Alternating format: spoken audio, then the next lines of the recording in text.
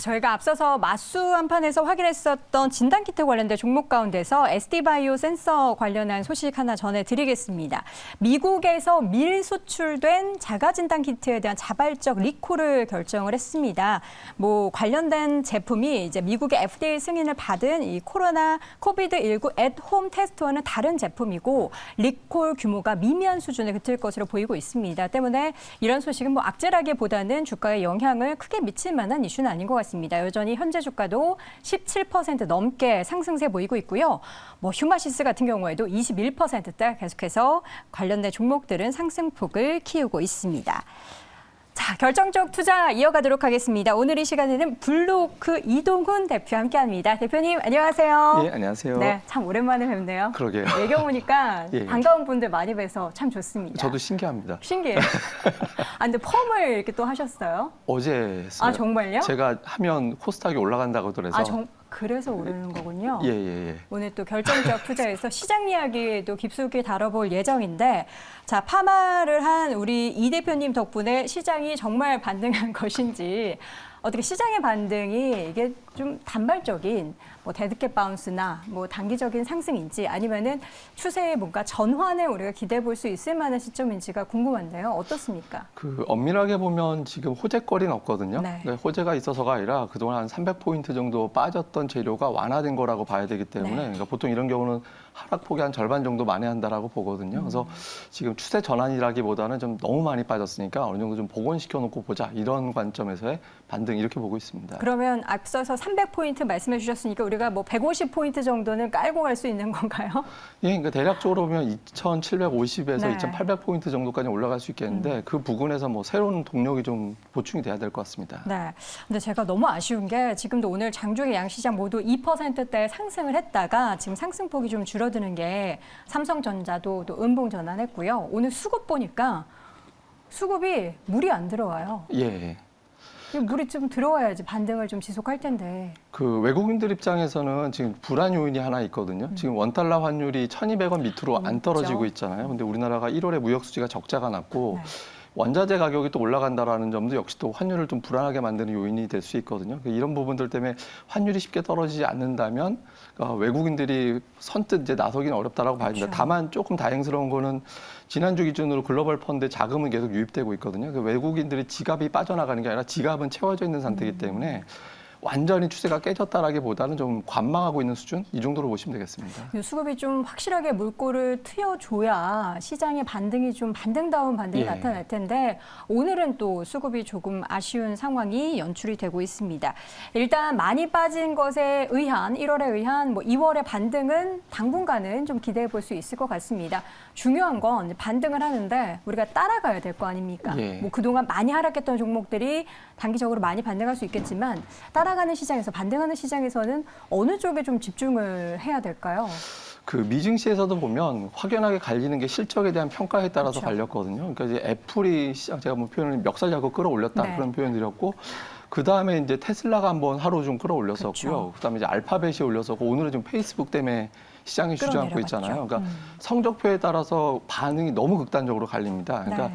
실적에 대한 어떤 기준이 어떻게 되느냐에 따라서 그러니까 실적 평가가 좋은 업종들, 좀 어중간한 업종들에 따라서 좀 갈릴 텐데 올해 그래도 대체적으로 좋다라고 평가받는 게 반도체고 오늘까지도 SK하이닉스는 선방하고 있거든요. 네. 그래서 코스피에서는 SK하이닉스라든가 이런 종목군들 계속 봐야 될 것 같고요. 그리고 인플레이션에 대한 어떤 논란 때문에 이제 원자재 가격이 좀 들쑥거릴 수도 있기 때문에 품목별로 보면 좀 덜 오르는 섹터들이 있습니다. 예를 들어서 곡물 가격 올라간다라고 하는데 밀 관련된 종목들이 좀 덜 올라갔다든가 아니면 정유사들도 그렇게 크게 올라간 건 아니거든요. 그래서 이런 종목들의 움직임들도 계속해서 모니터링을 해볼 필요는 있겠습니다. 네.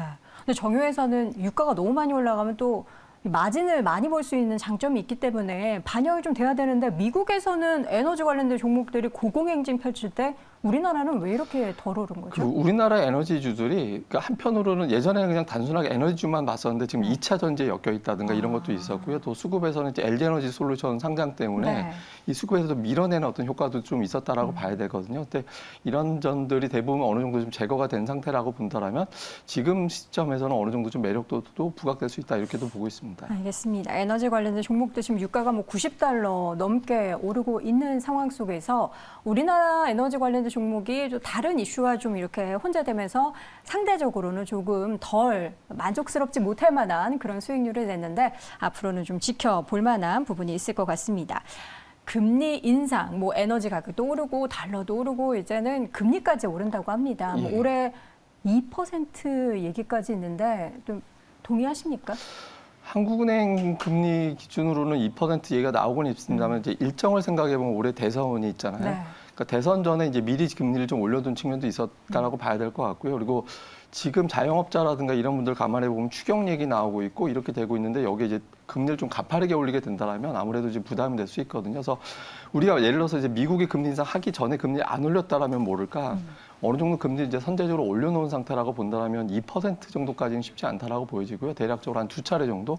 그래서 1.5% 정도의 어떤 그 기준금리 전에서 좀 중지되지 않을까. 그 이후에는 이제 경제 상황이라든가 이런 걸 보면서 좀 판단하지 않을까 이렇게 보고 있습니다. 자, 대표님, 사실 우리가 1월에 뭔가 1월 효과 이러면서 좀 이렇게 시장의 축포를 확 터뜨리면서 시작을 했으면 좋겠지만 아쉽게도 구정 연휴가 지나고 나서야 또 반등을 좀 하고 있습니다. 그러니까 우리는 이제 음력으로 다시 올해를 새로 시작하는 그런 마음인 거죠.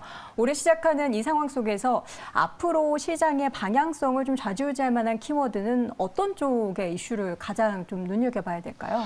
그 연초에 큰 고비가 세 개였잖아요. 그러니까 긴축하고 우크라이나 사태가 있었고 LG에너지 솔루션이 있었고 다 안 끝났어요. 예, 근데 이제 LG에너지 솔루션이 이미 이제 눈에 보이기 시작했기 때문에 이제 불확실성에서는 이제 완화가 됐다라고 봐야 되고 긴축은 이제 연휴 기간 거치면서 아주 초강경 긴축은 아닌 것 같다. 연준 인사들의 발언이 톤다운 됐죠. 그러니까 이런 부분들 감안해 보면 이것도 좀 약해졌기 때문에 결국에는 이제 실적입니다. 왜냐하면 지수가 지금 3,000포인트 넘게 가고 있다가 2,600대까지 빠져, 2,700대 정도까지 빠져 있는 상태에서 실적이 하향 조정되면 지금의 주가가 싸 보이지 않게 되잖아요. 그렇죠. 근데 다행스럽게도 지난주 기준으로 본다면 올해 예상되는 코스피 기업들의 영업이익 전망치는 상대적으로 유지가 되거나 업종별로는 또 오히려 상향 조정되는 업종들도 분명히 있었거든요. 그래서 이런 부분들이 계속해서 유지가 될 수 있겠느냐. 그러니까 1분기 성적표를 보고 나면 투자자들은 그때부터 올해 실적에 대해서 추가적으로 하향 조정할 필요가 없다 이렇게 판단하게 될 것이고 그 분위기는 이미 2월 정도 되면 1분기 성적표가 어느 정도로 윤곽이 나올 수 있다고 보여지거든요. 그래서 추가적인 어떤 코스피의 실적 전망치가 어떻게 조정되느냐에 따라서 지금 주가가 싼지 아니면은 내렸지만 싸 보이지 않는다 이렇게 결정될 수 있기 때문에 대표주 몇 개들 예를 들어서 IT라든가 자동차라든가 철강이라든가 이런 기업들의 이제 실적 추이 관련된 데이터를 좀 잘 보셔야겠습니다. 네. 앞서서 뭐 SK하이닉스 말씀해 주시면서 반도체 관련한 실적 살짝 언급해 주셨고 또 에너지 관련된 종목도 실적 부분에 있어서 기대감이 있다라고 말씀해 주셨습니다. 근데 이런 굵직한 종목들이 실적이 올해 좋아진다면 전체적인 실적 기대는 좀 레벨업이 될 수 있을 것 같네요. 아무래도 이제 삼성전자, SK하이닉스가 절대적인 그쵸. 어떤 역할을 하고 있잖아요. 그러니까 이제 이런 기업들이 좋아진다라는 건 전제 자체가 우리나라 수출주 기업들이 워낙 비중이 높다라는 거는 이거는 오미크론도 극복이 되고 전 세계 어떤 공급망이 정상화됐다라는 상황을 암시하는 거거든요. 그러니까 이런 상황이 된다라면 우리나라에 달러화가 많이 들어오는 그런 환경으로 만들어지게 되고 외국인 투자들의 매수가 유입될 수 있기 때문에 삼성전자, SK하이닉스의 역할이 상당히 중요할 수밖에 없어서 뭐 두 기업의 어떤 실적이 가장 중요한 어떤 핵심 포인트라고 봐야 될 것 같습니다. 네, 삼성전자, SK하이닉스 물론 뭐 두 종목을 다 갖고 계신 분들도 있으시겠지만 SK하이닉스를 가지고 계셨던 분들은 삼성전자를 가지고 계셨던 분들 대비해서 상대적으로는 약간 마음이 괜찮으셨을 것 같아요. 근데 두 종목 중에서 반도체 쪽으로는 우리가 집중하려면 뭐 SK하이닉스로 계속 가야 합니까? 아니면은 이제는 대장주도 7만 원 선 위로 올라왔으니까 좀 예쁘게 봐줘야 할 시점이 왔다 이렇게 생각하십니까? 그런데 올해 이제 외국인 투자자들이 SK하이닉스 지분율이 거의 50% 육박하고 있거든요. 근데 이게 작년도 4월에 50% 밑으로 내려갔을 거예요. 그러고 나서 거의 1년 만에 이제 거의 50% 이번 주에 재계산으로 250만 주 정도 더 사면 50% 넘어갈 겁니다. 근데 외국인들 올해 한 6천억 정도 매수한 걸로 기억하는데 평균 매수가 대비 지금 주가가 올라간 게 별로 없거든요. 그러니까 추가적으로 올라갈 수 있는 동력이 좀 있다라고 봐야 될 것 같고요. 그리고 실적 올해 삼성전자하고 비교를 해보면 올해 예상되는 실적 전망치가 작년도 대비 훨씬 더 높은 수준의 형성이 돼 있다라고 봤을 때 삼성전자보다는 뭐 좀 방어적인 관점에서 주식 투자하는 게 아니라면 뭐 SK하이닉스가 여전히 이제 상단으로는 조금 더 열려 있지 않을까. 그리고 실적 발표 이후에 목표 주가 상향된 것도 하이닉스 쪽이 조금 더 많았거든요. 그래서 이런 부분도 참고해 보시는 게 좋겠습니다. 네, 업종에 대한 이야기를 쭉 나눠봤습니다. 그중에서는 반도체 또 대형주에 대한 기대감을 여전히 열어둘 만한데요. 오늘 시장에서는 가장 또 상승률이 돋보이고 있는 기업 그리고 올해 금리 인상에 대한 이야기가 나오면서 실적에 대한 기대감을 가지고 있는 기업이 바로 보험 섹터입니다. 현재 업종 지수만 4% 넘게 오르고 있고요. 메리츠화재 주가가 7%대, DB손해보험 4%, 삼성화재도 4%대 넘게 오르고 있습니다. 보험주가 오늘 이렇게 잘 오르는 데는 뭐 금리 관련된 키워드가 영향을 미친 건가요? 다른 이슈가 있나요? 예, 두 가지라고 보시면 됩니다. 이제 말씀하신 대로 네. 이제 금리 이슈가 첫 번째가 있고요. 네. 또 하나는 이제 시장 환경인데, 뭐 앞서 말씀드린 대로 긴축에 대한 부담, 이거는 반사적으로 이제 수혜를 받을 수 있는 게 되죠. 근데 또 뭐 인플레이션이라든가 네. 아니면 LG에너지 솔루션 관련해서 이 보험업종 같은 경우 시가총액 최상단에 있는 종들이 아니기 때문에 수급에 대한 부담이 상대적으로 덜하거든요. 이런 부분들도 있고, 그다음에 이제 뭐 실손보험료 인상이라든가 실적이 또 첨부될 수 있는 어떤 내용들도 좀 많이 있었기 때문에 투자들 관점에서는 다른 건 다 불안한데 우리가 옛날식 표현으로 이제 방어주라는 표현하잖아요. 그러니까 상대적으로 방어주가 공격적인 어떤 대상이 돼주면서 상대적으로 좀 강세 보이던 시장 환경이 상당히 좀 큰 영향을 미쳤다 이렇게 봐야겠습니다. 네, 시장 영향 속에서 다행히도 수급에 뭔가 영향을 좀 덜 받아서 그야말로 수혜를 받고 있는 섹터로 보험주를 꼽았습니다. 근데 올해에 대한 기대감을 어떻게 좀 장기적으로 열어둘 만한 섹터의 보험주는 사실 말씀을 안 해주셨는데 예. 꼽아도 되겠습니까? 저희 그 넷째 작은 아버지가 그 구체적으로? 보험사에 올해 되게 높은 자리까지 네네. 올라가셨다가 지금 이제 은퇴하셨는데 네. 항상 갖고 계신 보험사에 대해서 얘기를 하실 때 제가 동의를 절대 안 했어요. 그러니까 보험주를 매수할 정도의 시장 상황이라면 시장이 좋은 게 아니기 때문에 그때는 이게 썩 좋은 투자한 상황이 아니니까 네. 동의할 수 없다 이런 표현 드렸거든요. 그러니까 저는 보험주를 포트폴리오에 넣을 정도의 시장 상황이라면 주식시장이 나쁘다라는 징후니까 그때는 오히려 이제 투자 관점에서 한 발 물러서는 게 맞지 않을까 이렇게 이제 보고 그렇습니까? 있습니다. 이 보험주에 대한 사실 이슈가 오늘 되게 많아서 질문을 많이 준비했는데 보험주가 오르면 오히려 시장 상황이 안 좋다로 결론이 나버리니까 이거 질문을 드려도 될지 모르겠는데 일단 그래도 드리겠습니다. 예. 준비했으니까. 이 보험주 중에서는 실손보험, 저도 가입해 있는데 예. 요거 요율을 공격적으로 인상하면 우리는 안 좋지만 보험사 입장에서는 돈을 더 많이 벌 수 있기 때문에 좋습니다. 여기에 대해서는 뭐 당연히 실적으로 긍정적인 영향을 미칠 수 있겠죠. 예, 뭐 생각에 보여지는 수치보다 많이 올렸다라고 하거든요. 그러니까 보여지는 수치상으로 한 14% 정도 올렸다라는 게 보도가 됐지만 일부에서는 사람에 따라서 가입자분들에 따라서는 80% 인상된 사례도 있다라고 합니다. 이렇게 되면 아무래도 사람들이 실손보험료 많이 비용 올라간다라고 해서 병원 더 자주 가는 건 아니거든요. 그래서 그쵸. 이런 부분들 감안해 보면 보험사에 분명히 실적이 기여될 수 있는 거고 이게 또 올라가게 되면 향후에 자동차 보험까지 또 가입료가 올라갈 수 있게 되거든요. 그러니까 연쇄 작용을 일으킬 수 있기 때문에 이런 기대감 자체도 보험사 주가라든가 실적에 분명히 좀 영향을 줄 수 있습니다. 그래서 올해 초반에 이제 보험사들이 강세 보이는 데는 뭐 이런 이유들도 분명히 좀 영향을 줬다 이렇게 봐야겠습니다. 네, 보험주. 앞서서 이미 우리 대표님께서 보험주가 오르면 시장이 그렇게 건강한 상태가 아니라고 해가지고 맥이 확 빠졌는데 사실 이제 보험주만 얘기할 게 아니라 금리 인상의 수혜주 하면은 이꼴 금융주로 가서 금융주 가운데서도 사실 보험주가 영향을 예. 많이 받아서 질문을 드린 건데 전체적으로 사실 미국 시장 같은 경우에는 이 금융주에 대한 전반적인 관심이 굉장히 뜨겁거든요.